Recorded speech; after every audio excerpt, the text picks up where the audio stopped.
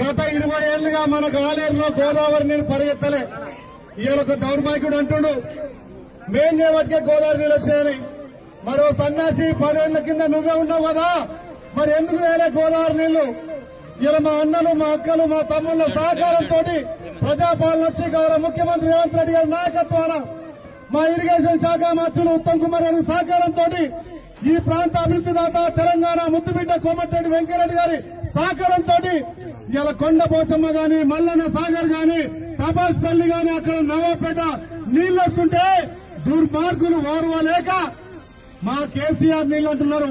మరి కేసీఆర్ 10 ఏళ్లు పాలిస్తే ఎందుకు గోదావరి నీళ్లు ఆలేరులో పరిగెత్తలేరు? ఇవాళ కందమల్ల నుంచి తుర్కాపల్లి, రాజాపేట, ఆలేరు, గుండాల, మోత్కూరు, అడ్డగూడు వరకు మనం ఇవాళ గోదావరి నీళ్లు పరిగెత్తుంటే ఆ సన్నాసులు ఇవాళ వచ్చి మాట్లాడుతున్నారు.